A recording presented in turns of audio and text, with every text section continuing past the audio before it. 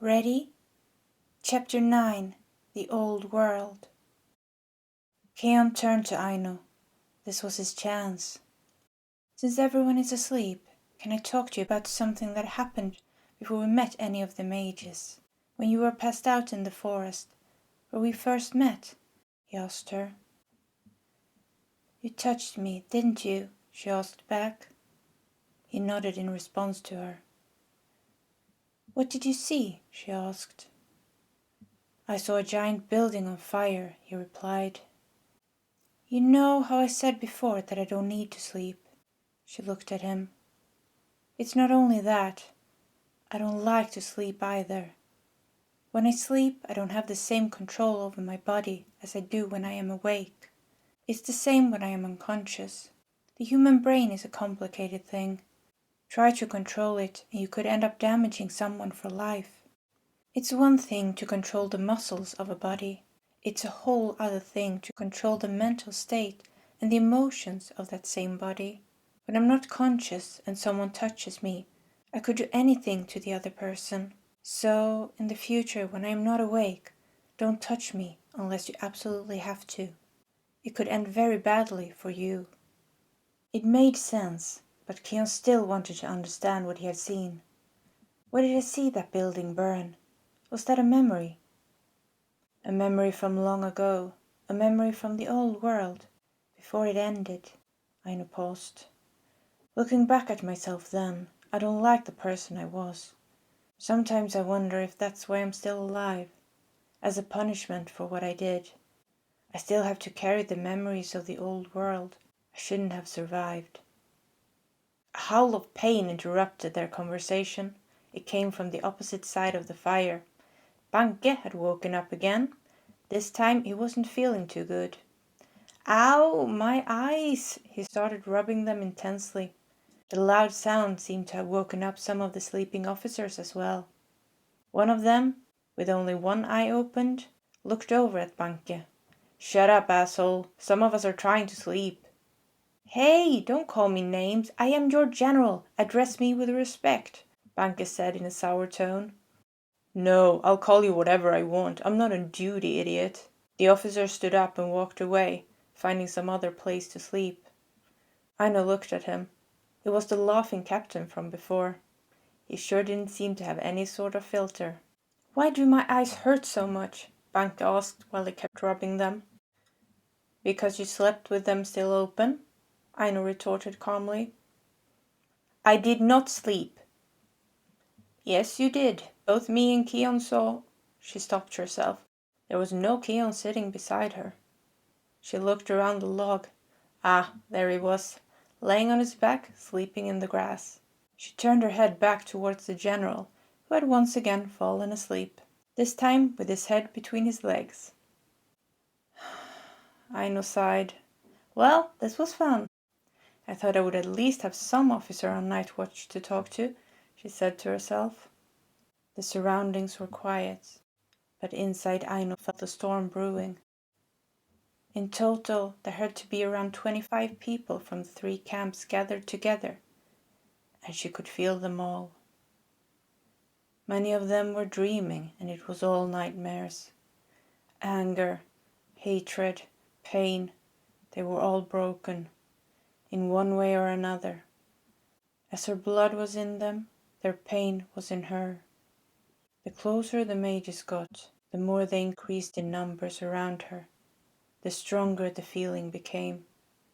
She wanted to speak to Keon, talk about something that would bring them both joy. He wasn't like the rest of them. To her, he represented sanity in an otherwise insane world. She wanted to scream, she wanted to cry, and it wasn't even her own feelings. It was theirs, all of them. If she had just someone to talk to distract her from it, from them, but there was no one. She couldn't wake up Keon. He needed to sleep more than anyone here. As much as she could give him an energy boost, his mind needed a break as well. As for her, there was no chance she could sleep like this. I will erase the mistake I made, she said quietly to herself as she looked up towards the night sky. Aino then spent the next hour practicing her aim by throwing blueberries at the sleeping Banke. When she ran out of them, she used the fir cones laying around. But alas, this also failed to wake up the sleeping general. He was supposed to be on night duty, and all he did was rest. "If you don't wake up now, I'll throw a log from the fire at you," she said in an annoyed voice. Banke didn't move a muscle. She leaned over and grabbed a piece of wood and hurled it towards him. He looked up, straight at her, and caught the piece in the air with his left hand. Weak. I thought our creator would be stronger than this. He kept his eyes focused on her. "Well then, you thought wrong. How long have you been awake for?" she asked, looking back at him. "Long enough to feel the fir cones hit me," he answered while rubbing his neck. "I threw blueberries at you before that," Aino said in response. "Well, with our creator here, I thought I might sneak in some sleep. It didn't work out too well," he said and chuckled to himself. "Do you consider me a god?" Aino asked Banke, thinking back to the events playing out earlier during the evening. "You are referring to what Yua said before?" he asked in response. She nodded. "I have no clue if you're a god or not, and I don't care. Also, in defense of the general for the rest of his drunken rambling, you sure don't stand out in a crowd. I think a lot of the officers here expected something else. Something more." His eyes were glued to her. "And you? What did you expect?" she asked. "I didn't have any expectations. It's my orders to bring you to Ayla and Nila, and so I will. Honestly, many here have a lot of feelings around the subject. I don't." He shrugged. "Let me guess, you were ordered to bow for me as a greeting?" She raised her eyebrows. He gave her a big smile. "Mm-hmm. It makes sense. You are the only one of the officers that has talked to me like I'm a normal person. It all feels so dishonest. Unless we count Yua in a drunken state, of course," she said and smiled back. As dawn came around, the officer started to wake up. Keon stretched his body. He sat up on the log next to Aino and yawned. "Morning. Do you know if there's any food left from yesterday?" he asked her, looking around. "I'm sure Tia is going to pick berries, so we can always tag along with him." She had barely finished her sentence as Tia's head popped up between them. He seemed ecstatic at the prospect of them coming with him willingly. Keon looked at Aino with skepticism as they walked behind Tia towards the forest. "You sure this is a good idea?" "No, not really, but there was no food left at the camp after yesterday, so might as well eat some berries," she said and shrugged. Tia was whistling joyously every time he found any berries, wild raspberries to be exact. After a while it got on both Aino's and Keon's nerves. Aino tried to strike up a conversation instead to distract Tia from his constant whistling. "Why do you like picking berries so much?" she asked. He smiled at her.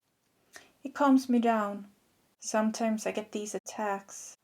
I feel nauseated, my heart starts racing, and I get all sweaty and start to shake. But if I pick berries, it subsides. The more of them I pick, the calmer I get. It usually happens when I think back on one of the battles I was in, when I see the faces of those I killed. The feeling just becomes so strong. I can feel the guilt overpower me, and then it happens." He nodded and kept walking. Both Aino and Keon went quiet. They weren't sure what to respond to that.